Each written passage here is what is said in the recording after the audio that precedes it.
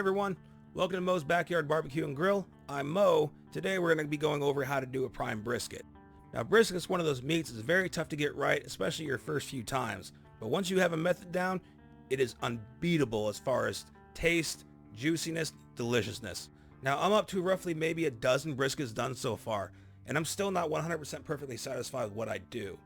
I keep changing things here and there, trying to make it my own. It's just one of those things you have to tweak little by little to get right and get it to where you want it. If you're not subscribed to the channel yet, please go to hit that like button, throw me a subscribe down below. I really appreciate the support. I hope you guys enjoyed the video, put a lot of effort into it. It's a little bit long, but I hope you guys get something out of it and nothing else. Now the first thing I'm going to do is obviously get it out of the packaging. I used to wash my briskets, but now I just sort of pat them dry, get all the excess fluid off of them, make sure they're nice and clean. Now when I start trimming, I'm going to go once over, get all the really obvious loose excess stuff off. Now you see I have a layer down there at the point where I need to cut that down a little more to make sure the meat's exposed. So I'm just going to go over all the corners, make sure I try to round it off a little bit. Now that big piece up there, well, don't throw this stuff away because it's going to come in handy later when you make your burn ends. These are delicious. I'm just trying to get nice rounded corners and all the excess pieces off so I can get a nice smooth cook all around the brisket. Now here I think I went a little too far, but the brisket still turned out very well, so maybe it was okay. My biggest goal right here is getting all these gristly pieces off and making sure the corners and edges are all rounded. This allows the smoke to engulf the whole thing and have a very pleasant smoking experience. Now this is the layer of fat I was talking about when I started. It wasn't necessarily hanging off, but I want the meat exposed here. The reason is, I just wanted to be able to absorb that barbecue stuff when I spray it on every hour. This will help me get a nice clean bark on the outside that I really want. Otherwise, I'm going to keep cutting around the edges till I get a nice rounded point. Now up here, I had some fat that was a little thick. I don't want it to be any thicker than 1.5 inches, so I cut a little more off just to break it down a little. This stuff will render in the heat, especially if you cook it long enough, but the more fat you have on there, the longer it's going to take. You can see I did go a little excessive up there in the upper left hand corner. Didn't affect it too much. Good to know, if you got a fat cap there, leave it there. Now it's time for the SPG, salt, pepper, garlic. I'll leave the recipe down in the description. I also have a future video planned that talks about how I do it. It's really simple, one part of each, salt, pepper, garlic. I'm going to get it all over every corner, every cranny, but I'm not going to put it on really heavy because I want to put another rub on top of this one. And that rub is going to be Chem Ops from Frag Out Flavoring. This is really thin and powdery, which means it will stick to and get to everything. Most of the reason I didn't use a binder because of this stuff. The SPG is going to do its job, but this is literally going to stick to everything. It's really good too. It's got a little bit of kick of ginger, salt, pepper. Got a kind of a sweet hint to it when you really taste it by itself. I decided to give it a shot today, so I wanted to really see what this stuff could do. Now more of a personal touch here. After I get done seasoning, I like to put it in plastic, wrap it up, and sit it in the fridge overnight. This lets all the seasoning really soak in. Just make sure you wrap it up tight if you're going to do this and nothing leaks out. Now comes another fun part of the brisket making process, the burn ends. All you got to do is take all the trimmings you cut off of it with meat and fat, cut them in about 1-inch pieces, and go ahead and use the rubs. If you want to use something different, you can do that too. However, I like to get a preview of what I'm going to have, so I use the same stuff I use in the brisket. Rub it in really good, kick it around the pan, stick it in the plastic bag, take as much air out as I can, and I put it in the fridge overnight. Just give me a nice little midday snack when these are done.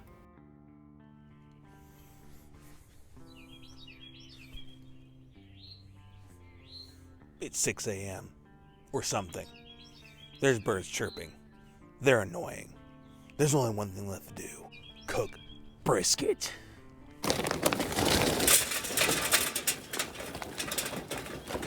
Kingsford in, tumbleweeds. And my really beat up bag of lump charcoal.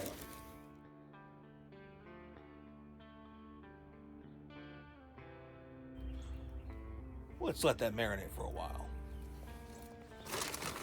Now, let's preload. We got the rest of our hickory chunks. And we got pecan chunks. And introducing the first use of my custom firebox. I know, it's just a bunch of wire with some expanded metal. Tried to weld it. We tried.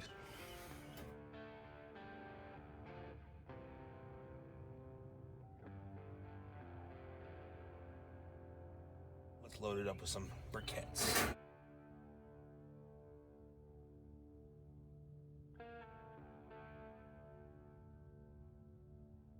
So now we're waiting on the coal chimney. And this is going to be a long smoke. That's why I got up so early. The last time I did a brisket, we were pushing 8 o'clock before it got done. So decided to give myself a few more hours lead time. Hopefully we get it done on time today. So right during the day, just relax, nap when I can, and let's get her done. We're good to go. What do you think? Let's do this. Back blast clear.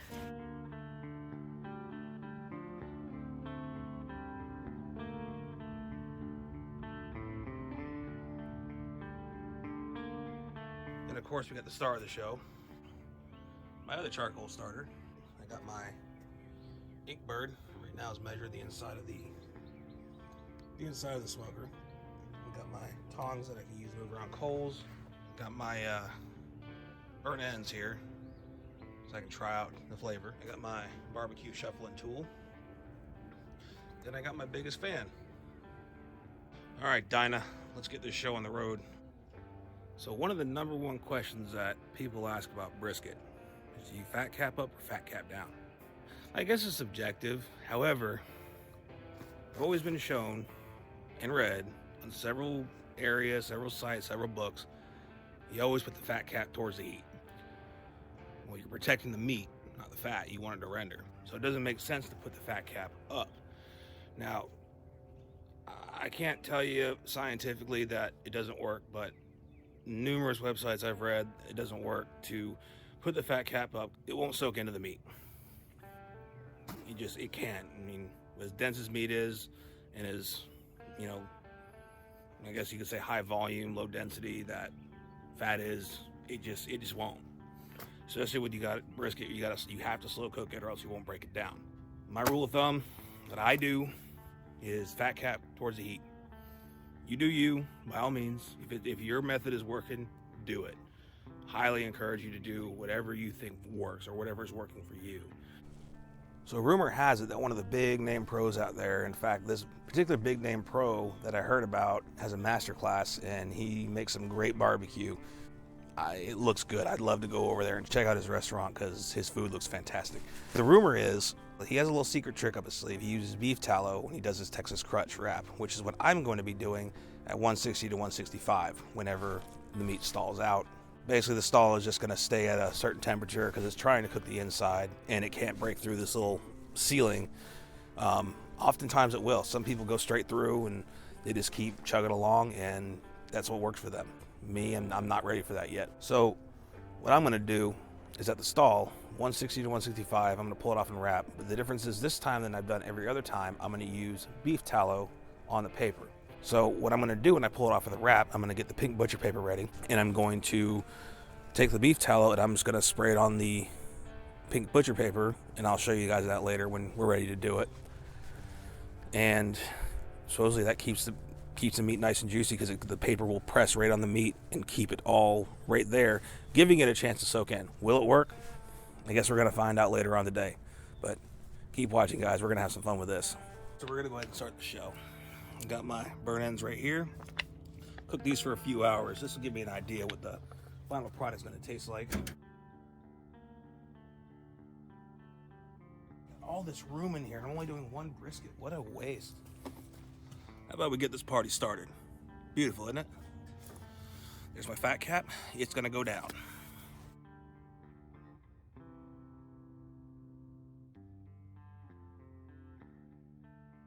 I don't think I'm ready to read temperatures by feel yet, as I'm still developing my craft here. So I'm gonna use my probes for my ink bird.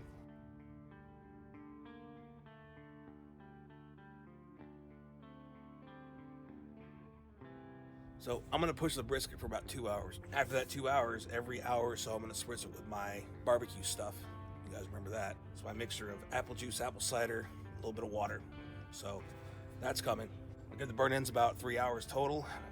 During that time, I'll probably pull them out when I do my first spray, mix them around, see how they're doing. Yeah, and then hopefully within 3 to 4 hours, those will be ready to pull off and barbecue up.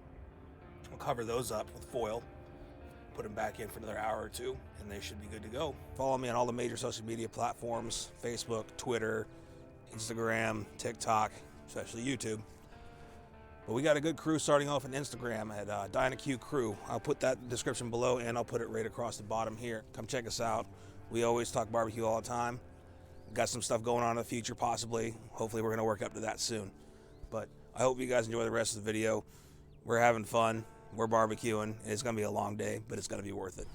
So while this first couple hours are going off, I'm going to preload a new chimney to get it ready to go. Looks like we're going to finish off this bag today.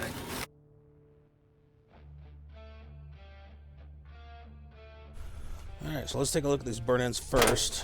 See where we're at. I want to mix them around a little bit.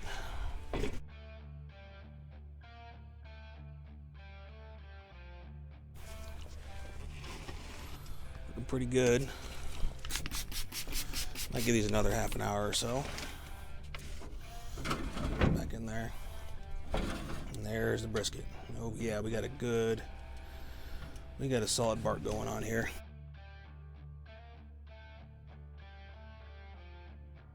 So after about half an hour, the burn ends are ready to come off.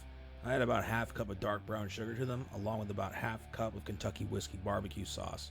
You can add more preferential to your taste, but this is where I liked it. What I didn't show here is I had to go back and add about half a stick of chopped butter into this thing so I can make it taste better when it comes off the smoker. After that, just follow it up, cover it with aluminum foil, put it right back in your smoker, give it another hour, maybe two, it'll be good to go.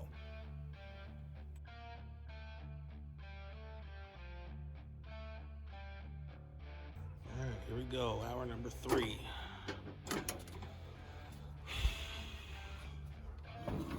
Nice. That bark looks real good. Ooh, a little stiff. I cannot wait to wrap this. Here we go. And one more for good measure.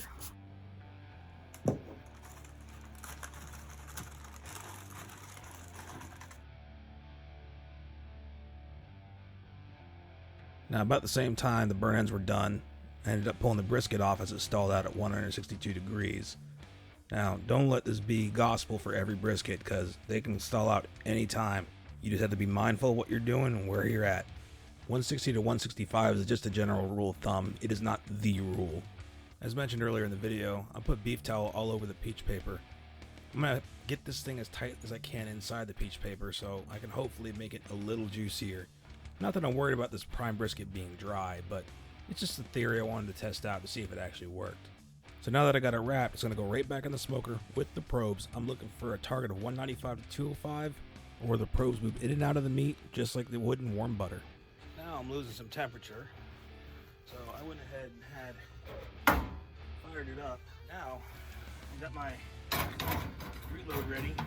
It's really low right there, so that's okay.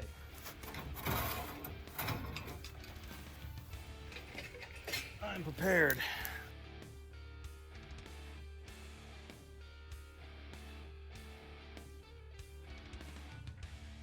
So now we're good for a few more hours.